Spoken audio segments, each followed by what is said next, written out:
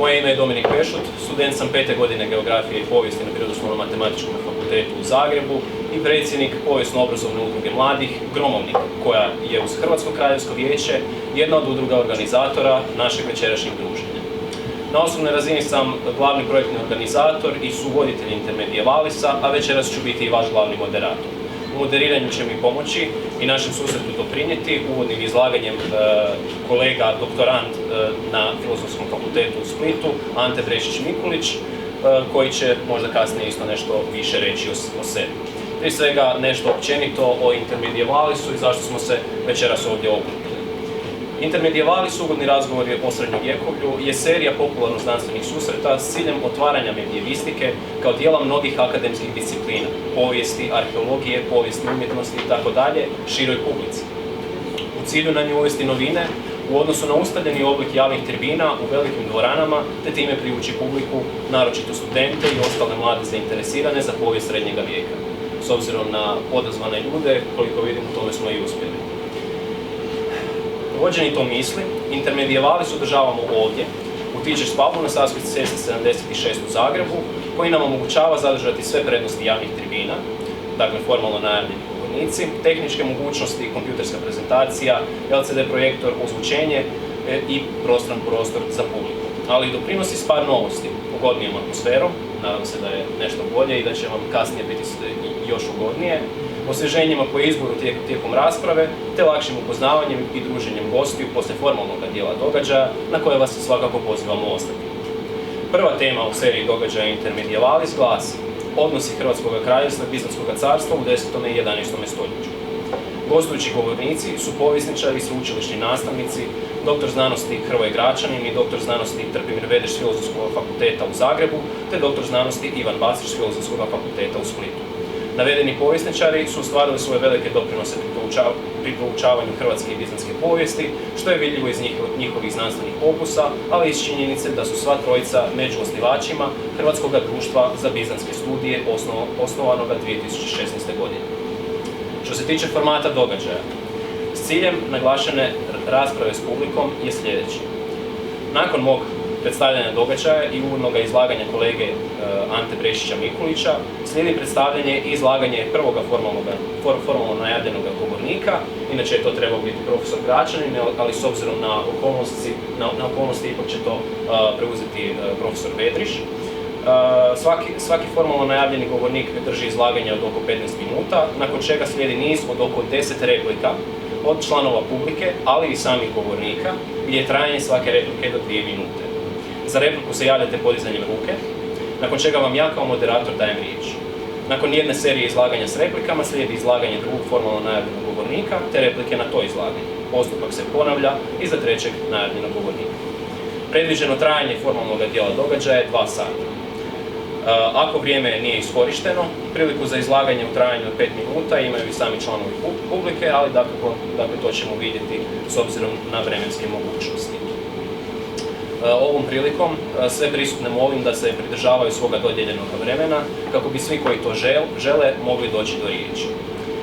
Cijelim događajem upravlja i red osigurava zaduženi moderator, što sam ja, uz pomoć drugog moderatora i ostalih organizatora. Hvala vam na slušanju, sada riječ prepuštam Anti Brešiću-Mikuliću, stoga Ante, izvoli. Hvala svima na pozornosti. Uvodno predavanje će biti dosta kratko, pošto se ponajprije fokusira na razdoblje 10. i 11. stoljeća, da bi sagledali cijeli taj aspekt odnosa hrvatskog ozemlja i posebice Bizanta, moramo uzeti u obzir postjustinijansko doba i lagano postepeno povlačenje fizičkog utjecaja Bizanta na ono što bi mogli reći zapadni dio Europe, to jest onaj dio Europe koji je nekoć pripadao zapadnom rimskom carstvu. Tim postepenim povlačenjem Bizant ostavlja svoj utjecaj koji počinje ličiti onom utjecaju pape, to jest on postaje jedan od izvora legitimnosti i onog što bi mogli reći srednjovjekovnom suverenosti. U tom gledištu izuzetak pojedinih priobalnih dijelova Dalmacije, gdje posebice gradske komune imaju veliku stopu autonomije, Bizant ostavlja velik utjecaj na graditeljstvo, kulturu, crkveni ustroj i varirat će sa zapadnim utjecajem, ponajprije Franačke, to jest i utjecajem direktno preko Pape, sve do kraja 11. stoljeća i već početka 12. stoljeća kada počinje prevladavati ono što možemo nazivati latinski utjecaj i kada se recimo formiraju nakon velike crkvene šizme, znači okrilja zapadne latinske sfere. U tom cijelom razdoblju Bizant je izuzetno utjecao na narodne, ono što možemo nazvati narodne vladare, imajući jedan širok krug gledanja, jer se nije odnosilo samo na Hrvatsku, već i na manje državice, kneževine koje su postojale na tom prostoru. Veliki problem koji predstavlja u proučavanju i gledanju na tog razdoblja su kriva gledišta iz sfere 20. i 21. stoljeća, koja zbog manjka onog što bi nazvali duha vremena ili zeitgeista dovode do toga da se krivo reinterpretiraju čisto utjecaj. Tako recimo Bizant slavi kao istočni utjecaj i često je početkom recimo 90-ih imao čak i negativniju konotaciju nego što je trebao zbog usporedbe.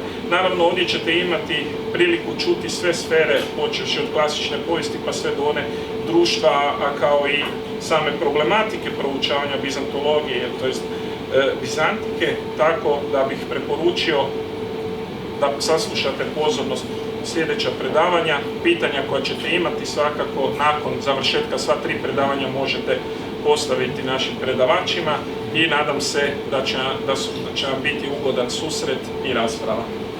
Hvala ti, Ante. Naš prvi govornik na našem prvom druženju Intermedievali slobodni razgovori o srednjem vijeku, doktor znanosti Trpimir Vedriš, docent je na odsjeku za povijest Filozofskog fakulteta u Zagrebu i gostujući nastavnik na sveučilištu u Dubrovniku. Diplomirao je povijest i etnologiju na Filozofskom fakultetu sveučilišta u Zagrebu te studirao filozofiju na Filozofskom fakultetu Družbe Isusove. Magistrirao je 2004. godine na odsjeku za srednjovjekovne studije na Srednjoeuropskom sveučilištu u Budimpešti, gdje je nakon doktorata na Zagrebačkom sveučilištu 2009. obranio doktorat 2015. godine. Područje njegova znanstvenog interesa u srednjovjekovnu hagiografiju i kult svetaca uključuje povijest kršćanstva u kasnoj antici i srednjem vijeku, osobito proces kristijanizacije, hrvatsku povijest srednjeg vijeka te probleme moderne percepcije srednjovjeku. Objavio je veći broj radova iz tih područja, ali i uredio veći broj zbornika radova. Aktivan je član Hrvatskog hagiografskog društva Hagioteka i urednik niza zbornika radova hagiografskih skupova, među kojima Cuius Patrocinio tota Gaudet Regio i tako dalje. Doktor znanosti Trpimir Vedriš će nam se na prvom druženju Intermedievali slobodni razgovori o srednjovjekovlju obratiti izlaganjem pod naslovom Problemi iz Bizantom, recepcija bizantske civilizacije u modernoj Hrvatskoj. Tom suvremenom temom doktor Vedriš će sada početi našu priču o bizantskoj Hrvatskoj. Hvala lijepa. Nadam se da se čuje nešto do nazad, jer čini se da evo, ja sam najprije počašćen time da otvaram ove razgovore, nadajući se njoj sretnoj, dugoj fortuni. Nažalost, u nekom tehnološkom smislu kao pravi fijasko, osim što sam zaboravio prezentaciju, donio sam jedan CD sa bizantskom glazbom, za koju smo otkrili u zadnji čas da neće moći svirati, tako da gubim onaj prvi motiv. Želio sam da u pozadini grune, dakle, vrlo neobična glazba, egzotična, i onda da ja uskočim na taj val i postavim pitanje kako vam ovo zvuči. Međutim, evo, kažem, nemamo sreće s tehnikom večeras, tako da ćemo morati ovako početi na suho, da kažemo. Možeš intonirati možda malo? Intonirati jako teško. Dakle, ako se netko sjeti u idućih 15 minuta što napraviti sa CD-om, još uvijek se možemo probati poigrati. Dakle, moja tema je zamišljena izvorno bila kao posljednja tema od naše 3, međutim, iz tehničkih razloga unaprijed se ispričavam, morat ću pobjeći vrlo brzo. Organizatori su dopustili da počnem prvi i tema je zamišljena na neki način kao možda laganija tema u odnosu na ove ozbiljne znanstvene teme, međutim ona iz perspektive nekakvog epistemološkog utemeljenja razgovora o Bizantu možda zaslužuje prvo mjesto. Naime, moja polazna točka ovdje je pitanje recepcije Bizanta u nekakvom suvremenom javnom ili akademskom diskursu. Dakle, mi kao nastavnici imamo slično iskustvo, ja mogu govoriti u svoje ime. Bizant danas ne zanima osobito velik broj studenta. Ne znam, hoćete li se sa mnom složiti, već godinama tražimo pametnog i ozbiljnog studenta koji bi se uhvatio Bizanta pa da eventualno ga usmjerimo kao stručnjaka za to područje. Međutim, čini se da postoji niz razloga koji kod studenata pobuđuju, da kažemo najblaže rečeno, antipatije ili manjak interesa za Bizant. I u tom smislu, da sad ne ponavljam što sam stavio kao materijal u obliku PDF-a, svoj tekstić iz Vijenca ili intervju kolege Basića, postoji niz razloga koje možemo detektirati u nekakvom javnom diskursu o Bizantu. Dakle, Bizant, ne znam koliko za vašu generaciju, moju generaciju, u svakom slučaju za generaciju mojih roditelja je bio nešto poput psovke. I onaj modern primjer koji sam spomenuo u tome člančiću za Vijenac, prije nekoliko godina, dakle tadašnji predsjednik vlade u nekoliko navrata u vrlo kratkom vremenu započeo je svoje govore sa prizivom na Bizant. Kaže, oni zastarjeli, nazadni, neka idu na Bizant. Dakle, neka se vrate u Bizant. Čini se dakle da tu Bizant simbolizira nešto poput srednjevjekovlja, nešto mračno, nazadno, protuprogresivno. Međutim, u specifičnom hrvatskom kontekstu Bizant ima još jednu dimenziju koja ga čini još gorim od srednjevjekovlja. Jer latinsko-zapadno srednjevjekovlje u identitetskom smislu je strahovito važno za određenu percepciju i hrvatske povijesti kao dijela zapadne uljudbe i svega slično. Međutim, Bizant ima niz onih negativnih karakteristika u popularnoj percepciji srednjevjekovlja, plus još da je on onaj drugi. I sad to je nešto što mi se čini interesantnim kao jedan od temeljnih motiva za razgovor o pitanju zašto ljude Bizant ne zanima, zašto je ljudima danas Bizant antipatičan i na koji to način utječe na našu akademsku, znanstvenu percepciju, odnosno proučavanje Bizanta.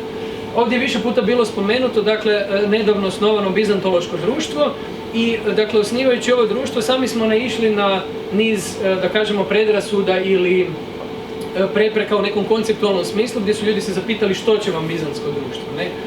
Koja je nakana društva koje se bavi Bizantom, ne? I sad neke od ovih aluzije su bile dosta interesantne. Kolega Gračan je dao intervju u Večernjem listu.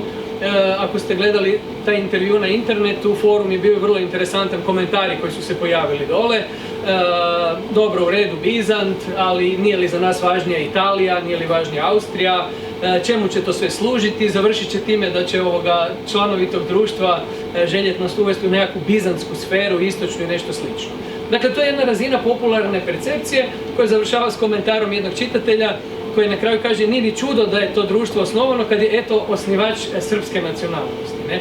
Čini mi se da ovo je interesantan vrh sante leda niza predrasuda, što utemeljenih, što neutemeljenih, koji danas okružuju sam pojam Bizanta.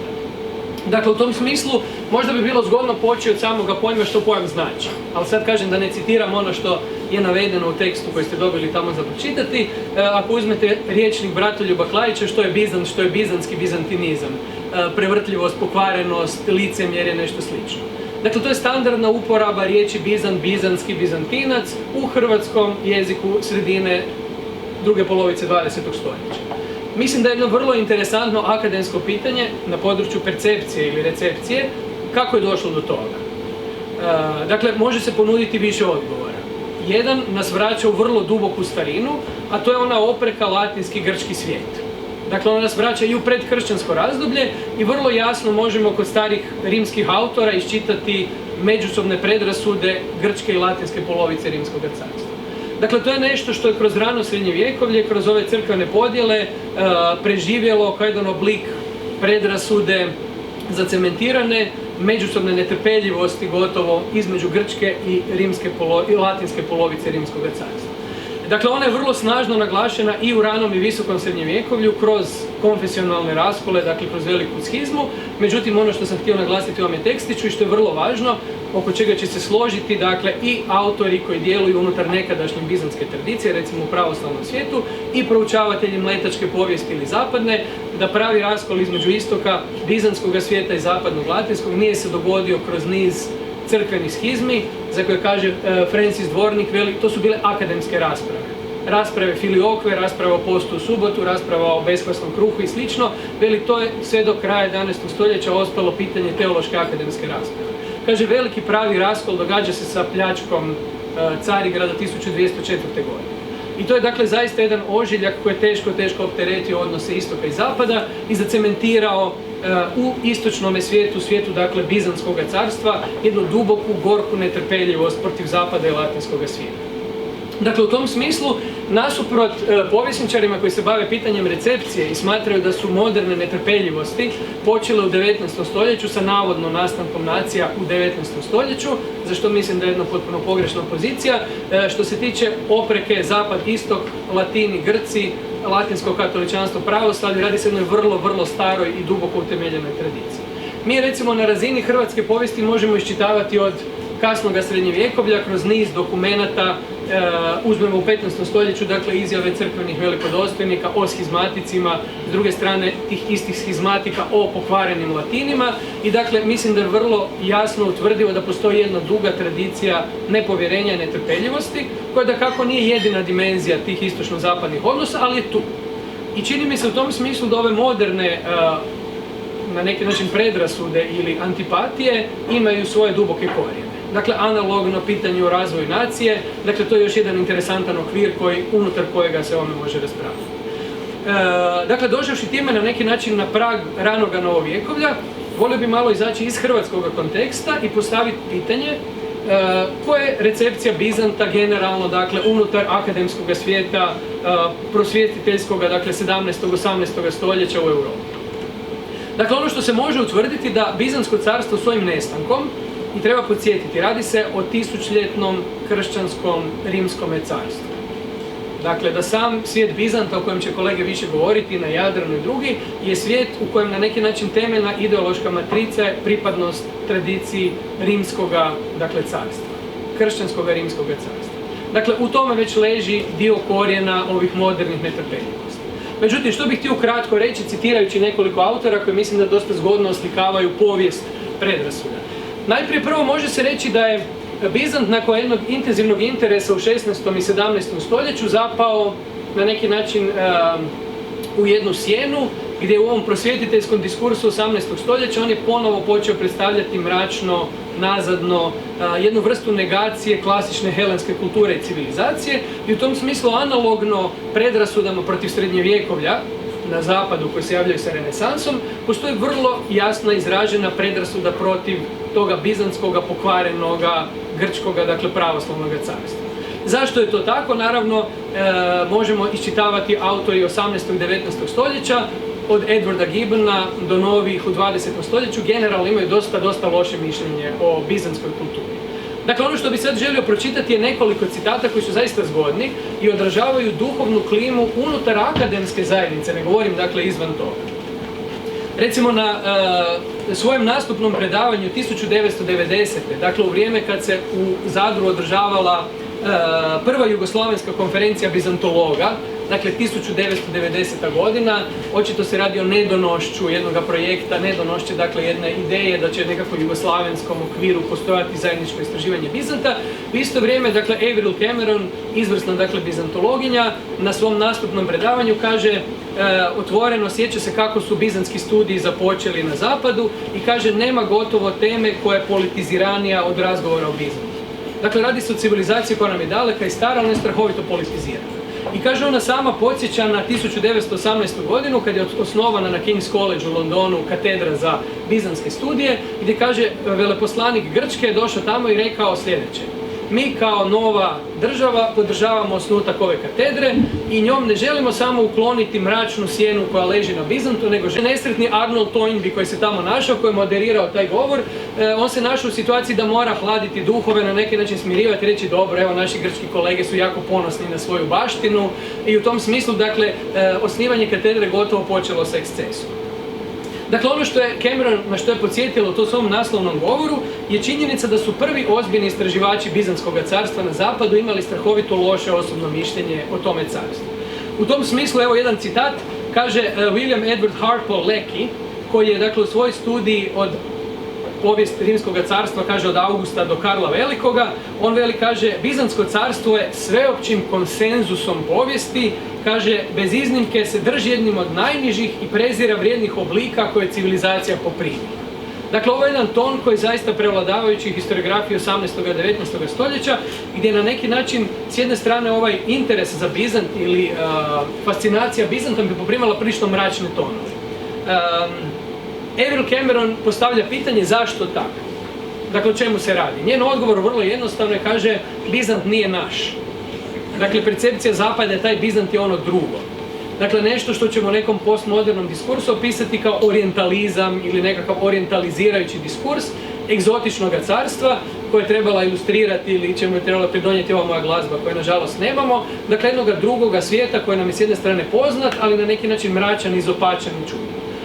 Vjerojatno bi izvrstan citat, ovdje kao izvrstan citat mogao poslužiti navod Miroslava Krleže u svojoj studiji Illyricum Sacrum, gdje on svojom rečenicom od pola stranice kaže Bizantsko carstvo, mračno jezivo carstvo gdje se kolju djeca u koljevkama, udaju se nečakinje, strine dave svoje kćeri. Dakle, uglavnom jedan grozumoran opis, gotovo kao da je riječ o nekakvom mordu.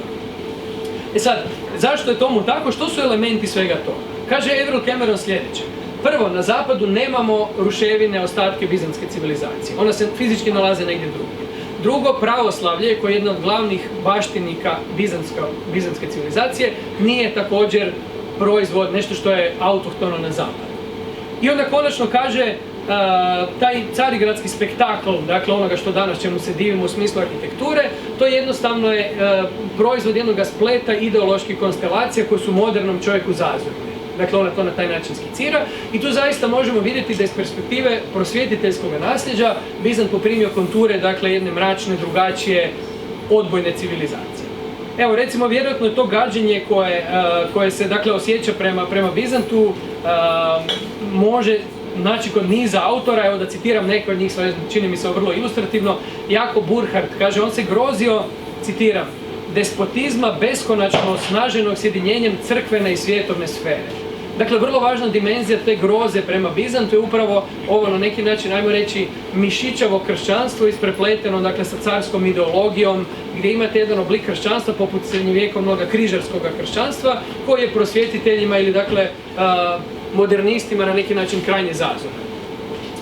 S druge strane, Marx kaže, on u svojem tekstu iz 1853. veli, kaže, zaista Bizant je nešto grozomorno, veli, to je antiteza zapadnoj civilizaciji, sinonim za monarhizam, ekspanzionizam i reakcionarnu ideologiju. S druge strane, interesantno je tijekom 19. stoljeća u ruskome svijetu, dakle u svijetu koje nosi, dakle, snažan pečat i nasljeđe te bizantske civilizacije, dakle niz autora, simpatizera ideoloških ruskoga, dakle, carizma su Bizantom oduševljeni. Evo jedan primjer, dakle, Konstantina Leontijeva, dakle jednog ruskog aristokrata, koji kaže, Bizant je nešto što je apsolutno pozitivno, to je jedna snažna, žilava, organična cjelina, civilizacija koja je trajala 1000 godina, nasuprot, dakle, degeneričnoj, zapadnoj, liberalnoj, slabunjavoj, dakle, ovoj klimi. Dakle, ukratko da završim i da zaokružim, hrvatska antipatija prema Bizantu nije ništa endemično, ona je dio jednog zapadnog diskursa koji je opisana Julija Kristeva, dakle, kao orijentalizam, koji, dakle, ima svoje, dakle, temelje, specifične hrvatske i koje treba promatrati pod specifičnim nasljeđem bizantske civilizacije u našem tom, da kažemo, južnoslavenskom prostoru. Na koji način je on specifičan postao zazoran u hrvatskom kontekstu? Dakle, moramo vidjeti jednostavno nasljeđe bizantske civilizacije kroz pravoslavlje u okvirima, dakle, srpske pravoslavne crkve i konačno onog što sam ja nazvao srpskim monarhijskim bizantinizmom 20. i 30. godina, gdje postoji jasna matrica, dakle, percepcije Jugoslavije koja bi trebala postati dio bizantskog svijeta i gdje su na neki način katolička crkva i ta zapadna latinska perspektiva glavne zapreke uspješnoj ekspanziji, dakle, te jedne, na neki način, novo bizantske ideologije. Evo, dakle, ovo ukratko, tek u nekoliko crta, ispričavam se što sam malo pretrčao, ali hvala vam lijepa, to bi bilo što sam rekao.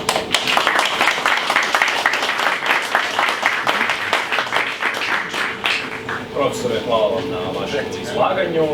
Sad je malo šteta što nismo imali prilike već prije nešto više čuti o samom Bizantu tijekom srednjega vijeka, kako bismo mogli nešto dobiti neku jasniju sliku s čime možemo usporediti percepciju Bizanta danas u odnosu na prošlost. Ali, dakle, sada slijedi dio sa replikama. Dakle, slobodno se javite za riječ, do 2 minute ako biste rekli neko svoje mišljenje, što o percepciji Bizanta, nešto s čime biste to možda povezali prije. Naši uvaženi govornici se također mogu javiti za repliku. Evo, samo molim, dignite ruku i recite svoje ime i prozvat ćemo vas onda slobodno. Ima li tko takvu repliku, dodat, pitanje, slobodno? slobodno upustite se, sigurno ste već nešto čuli o Bizantu. Naravno, imat ćete i prilike na kraju isto postaviti pitanje svim prisutnim profesorima, no nažalost zbog vremena, ako hoćete prvom predavaču, bilo bi bolje sada. Može biti profesor Vedreša, Špenglerovo poimanje Bizanta kao dijela arapske duše, meni posebno zanimljivo kao pravniku, gdje on kaže koncepcija pravne osobe da nastaje za vrijeme Justinijana, dakle kao skup koji je odvojen od fizičkih osoba, pa me samo zanima koliko je tako Špenglerovo viđenje Bizanta utemeljeno, koliko je neutemeljeno. Dakle, moram priznati, teško mi odgovoriti na to pitanje. Mislim da je Špenglerova perspektiva ona širokopotezna, fascinantna, istovremeno vrlo teško, da kažem, utvrdiva u ozbiljnom, dakle, akademskom istraživanju institucija ili poimanja, dakle, ovih temeljnih pojmova. Dakle, u tom smislu evo ne bi se usudio komentirati što točno znači da je Bizant dio, kako ste rekli, arapskog duha ili nešto u tome smislu. Dakle, mislim, kad to sve spustimo na razinu istraživanja pojedinih institucija ili termina i koncepata, čini mi se ovo ovako dosta široko impresionističko shvaćanje koje, evo, ne znam što bi rekao u stvari. David, izvoli. Evo, mene zanima, mislim, ako prešutno pretpostavljamo da je negativna percepcija o Bizantu nastala naknadno ili zbog, ajmo reći, i da je negativna percepcija o Bizantu pogrešna. Mene zanima, je li možda ona posljedica nečega u samom Bizantu, na primjer, možda nekakve, možda onoga što sam ja na primjer čuo, da je Bizant bio jedan prostor koji je krenuo s više točke nego zapad, nego zapadna Europa, a na kraju je se razvijao sporije, znači stagnirao je na neki način. Ne znam, ako možete komentirati nešto vezano s toga. Je li Bizant zbilja bio ono što se često čuje, despotska država koja je, ajmo reći kao Kina, ograničavala razvoj i društvene inovacije i sl. Da, evo to možda će se kolega Gračin htjeti uključiti, ali ono što bih ja htio reći na razini percepcije. Dakle, prvo, moja pozicija nije da je predrasuda protiv Bizanta nešto pogrešno ili loše, nego mislim da je uvijek prepojednostavljena.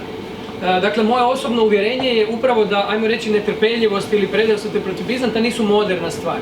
Dakle, ono što možemo jasno detektirati, zato sam koliko god je moguće ukratko rekao, postoji netrpeljivost između Latina i Grka. Postoji netrpeljivost između zapadne i istočne crkve, postoji netrpeljivost između istočne i zapadne polovice carstva i u tom smislu zaista uzroci te netrpeljivosti i predrasuda jesu velikim dijelom i u samome ustroju Bizantskog carstva. Međutim, je li sad točno prosudba da je to carstvo bilo nazadno ili nešto, to je opet pitanje koje čini mi se u ovim etičkim kategorijama dobro loše dosta teško opisati. Činjenica je da to carstvo preživjelo stoljećima i da se vrlo uspješno prilagođavalo teškim situacijama sukoba, dakle sa arapskim svijetom, sa Sasanidima ranije, sa granicom puno puta napuklom, ponovo povraćenom kroz diplomatske vještine. Dakle, postoji niz karakteristika toga carstva koje su pokazivale visok stupanj fleksibilnosti i prilagodljivosti, ne diplomacije, ratovanja, svega i svačega. Ali u pravu ste, dakle, da niz karakteristika koje se najčešće navode iz perspektive zapadnih promatrača su činjenične. Dakle, to jest država u kojoj je religija igrala vrlo važnu ulogu. Dakle, to je država koja je jako držala do reda, taj idealno taksis, poretka, hijerarhije, može u mnogočemu zaista podsjećati na ove, ajmo reći, sporo razvijajuće ili stagnirajuće velike civilizacije istoka i u tom smislu je u velikoj mjeri se razlikuje od ovoga trusnoga zapada, fragmentiranoga, dinamičnog i slično. I sigurno, dakle, da su te činjenice dale podlogu za ovo. I sad, bizantinisti koji su se ozbiljnije bavili samim carstvom i institucijama, poput kolege Gračanina, možda imaju drugačije mišljenje o tom je li Bizant zaista bio nazadno društvo i je li samo to društvo, sama struktura davala povoda za ove stvari.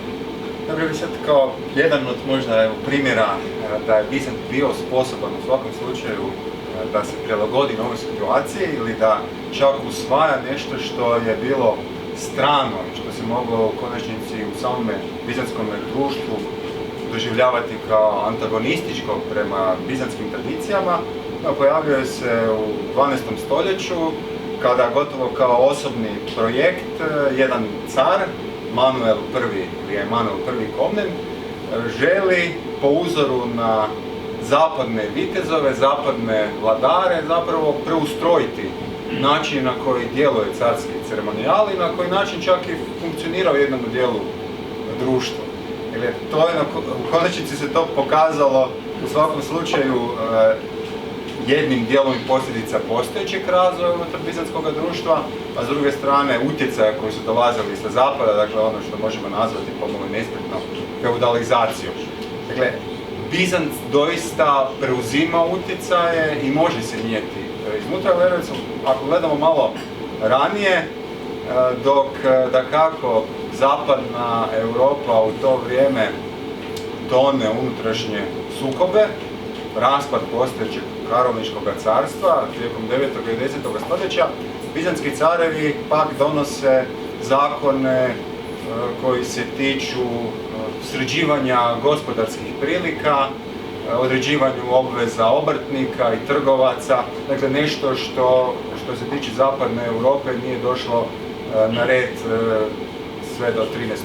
stoljeća. Dakle, teško je sada doista iz te perspektive razmišljati o tomu kako bi Bizant bio nazadan, ali ostaje činjenica da je razvoj bio sasvim drugačiji, da jest Bizant bio dobrim dijelom zarobljen svojom tradicijom.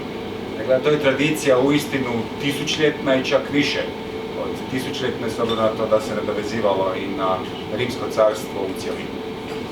Imam jedno pitanje iz pogleda današnje perspektive. Interesantno je kako sa onog što bi mogli nazvati istočnom sferom ili pravoslavnom sferom gledaju na zapad i na latinizam. Tako recimo sada u vrijeme velikih problema u pravoslavnoj crkvi, ponajprije prijetnja šizme, tako recimo patrijarh Moskovski naziva ekumenskog patrijarha Bartolomeja, znači patrijarha Carigrada, Konstantinopola ili današnjeg Istanbula, naziva ga papom, papistom i latinom i latinistom. Znači, interesantno je da ta bizantska nasljedna sfera isto koristila nazive latini, latinizam u sličnom, moglo bi se reći, pogrdnom i negativnom kontekstu kao što je recimo Zapad koristio za Bizant. Jel bi recimo se tu složili da je ta jednostavno pregrada ostala toliko trajna da čak u dan današnjici,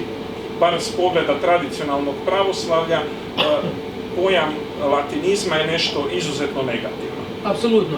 Dakle, ako uzmete 11. 12. stoljetne bizantske teološke rasprave, za njih su latini jedna od hereza. I sad to je interesantna razlika između zapada i istoka i razvoja na neki način teologije, da na zapadu je potpuno jasno napravljena, dakle, konceptualna distinkcija između schizme i hereze. Dakle, hereza je teološki problem doktrinarni, schizma je disciplinarni, dakle, organizacijski problem. Međutim, 12. stoljetne rasprave u Bizantu govore o latinima kao o hereticima.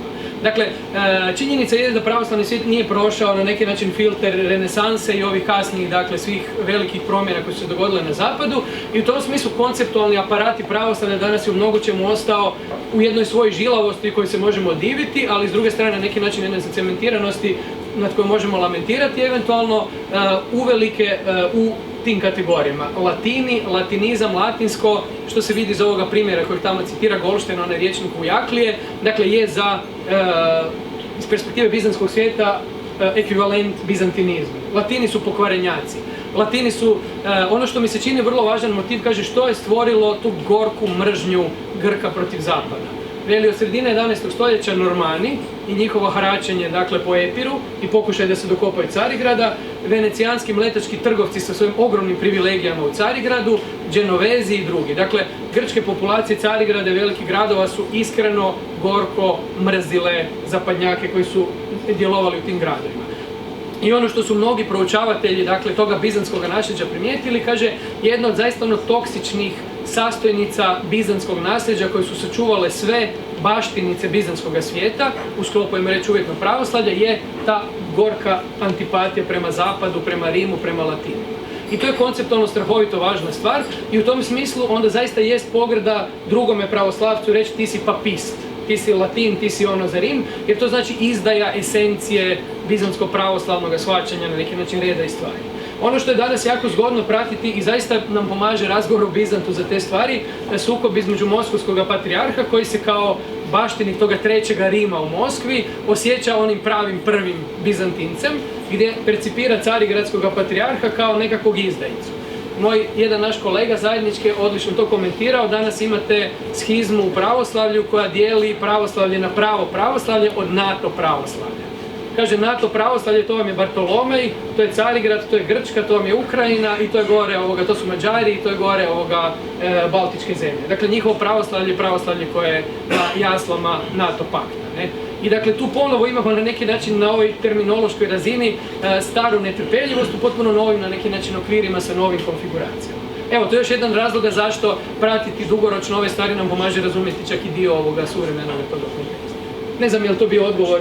Da, samo sam htio otvoriti temu, evo, interesantan je taj današnji pogled problematike. Ti pitanje?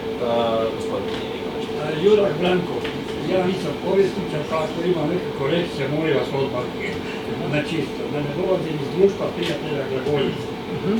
S obzirom da su braća Čiril i Metod došli u 9. stoljeću, a poslali su od bizantskog cara, ne znam, Mihajla ili tu negdje, a na poziv slovačkog kralja. Sad me zanima, u 9. stoljeću nije bilo pravoslavlja, nije bilo katoličanstva, da budemo iskreni, ne? Toliko znam. Kako to da se Slovak obratio Bizantu, a nije se obratio Rimu, a latinski je već postojao kao pismo. Jer bila je riječ o tome da se pošalju braća ili netko u ove krajeve da se opismeni na. Mi smo to prihvatili u 9. stoljeću pa nadalje. Imamo Baščansku ploču koja je već 1100 napisana u kamenu. To znači da prije toga je već to bilo u upotrebi negdje 9. 10. stoljeća. To je tamo ovaj period koji ste vi naveli bio. Pa me zanima kakav je odnos bio službenog Bizanta u odnosu na opismenjavanje Hrvata, odnosno već tragove pismenosti u Hrvatskoj. Hvala na pitanju.